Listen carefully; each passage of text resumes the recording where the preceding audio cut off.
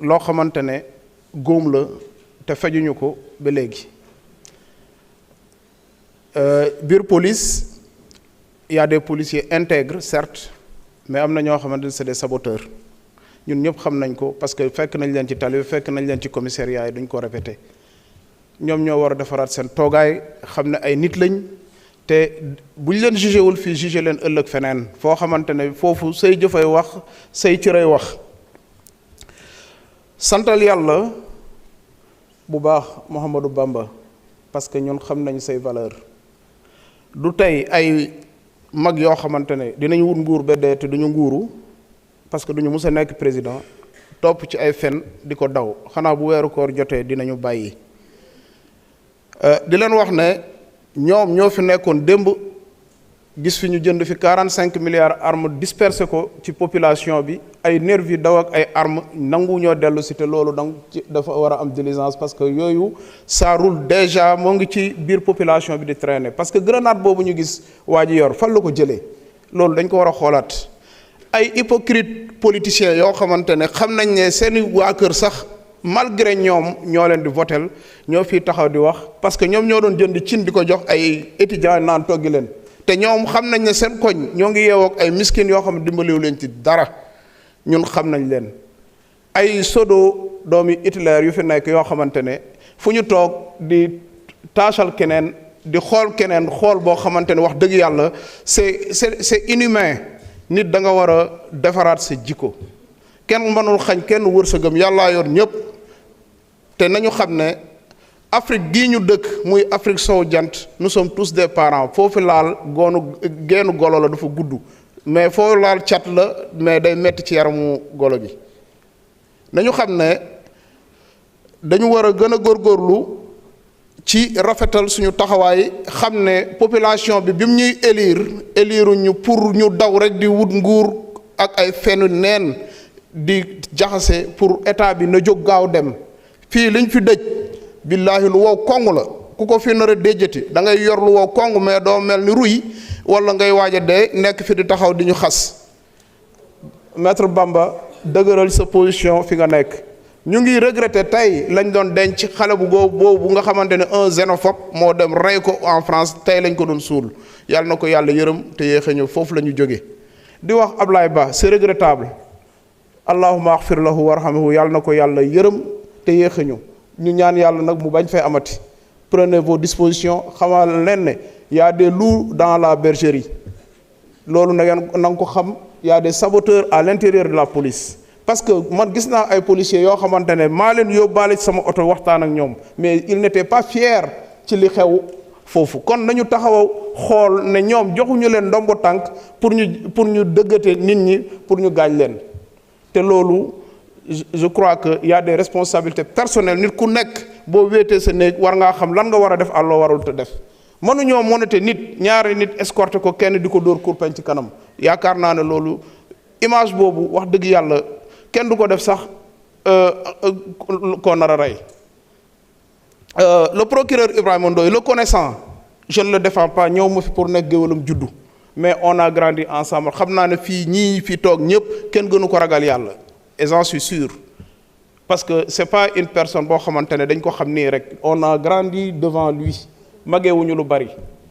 mu nekk koo xamante ne l'islam ak jaamu yàlla moo ko soxal kenn mënu ko wax loo xamante ne du ko def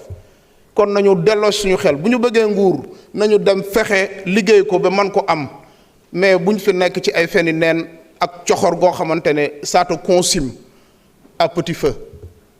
di nga dee te doo am nguur ñu lay manipuler nekk ci ginnaaw di lay jox ay weccet ba nga taal dëkk boo xamante ne yow yaa ko waroon a sauver merci beaucoup.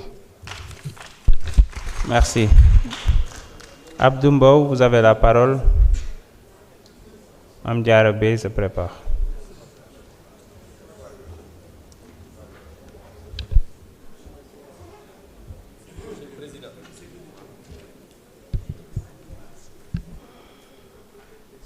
Monsieur le Président, Monsieur le ministre de l'Intérieur et de la Sécurité publique, Madame, Monsieur les collaborateurs des ministres, mes chers collègues. Monsieur le ministre de l'Intérieur, je voudrais,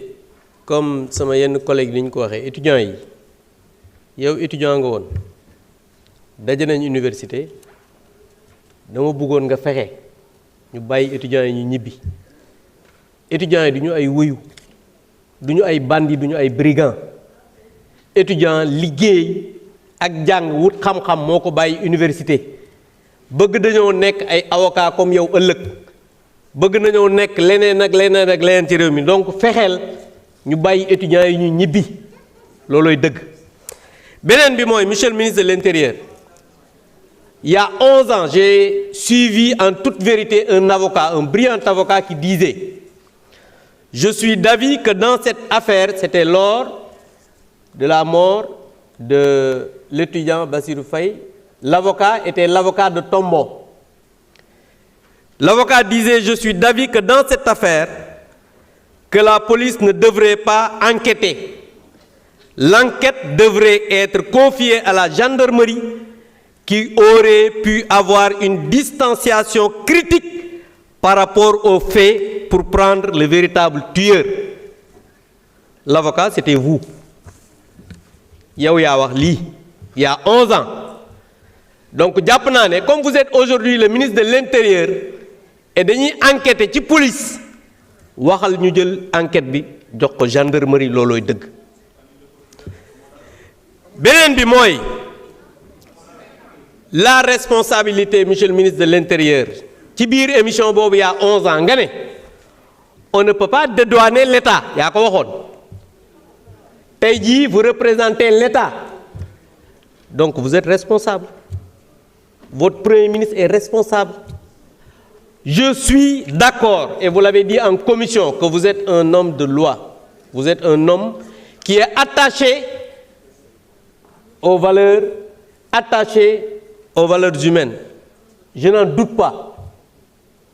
Mais pour cette fois-ci, je pense que vous devez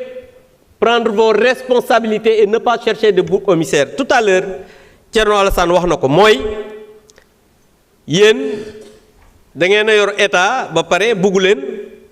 responsable de rien buggu leen daal yéen jël seeni responsabilité ay policiers ngeen di jël politiciens étudiants ngeen ne ñoom ñoo fexe parce que procureur li mu wax dégg nañ ko on a entendu ce que le procureur a dit on met pas en doute ce qu'il a dit parce que dafa nekk ci enquête te enquête boo ci nekkee da ngay wax exactement éléments yi nga xamante ni moo am mais étudiant bi pour mu faatu dafa am lu tax mu faatu xam nga tout à l'heure am na ñu fi wax ne am na ñoo xam ne yërëmuñ leen woon mais kenn du leen yërëm li fi xewoon 2021 ay sàcc brigand di toj ay Auchan di rey ay xale yaraax ay yeneen ak yeneen ñooñu kenn du leen yërëm parce que wuyu ak brigand kenn du ko yërëm mais étudiants yi du ñu wuyu du ñu brigand c'est ça la vérité les gens là yi ñu doon wax ay c'était des voyous des brigands di sàcc ay Auchan di toj ay butiku jàmbur di rey ay xale yaraax et les étudiants là yi ñuy wax ils n'ont jamais été des brigands alors que yi ngeen di wax ay 80 morts mais qui a après un mortal combat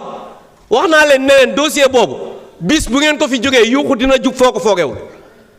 parce que les tueurs là parce que votre ministre fii la nekk ministre microfinance daan ne moom bokk na ci ñi nga xamante ni moom moo doon taal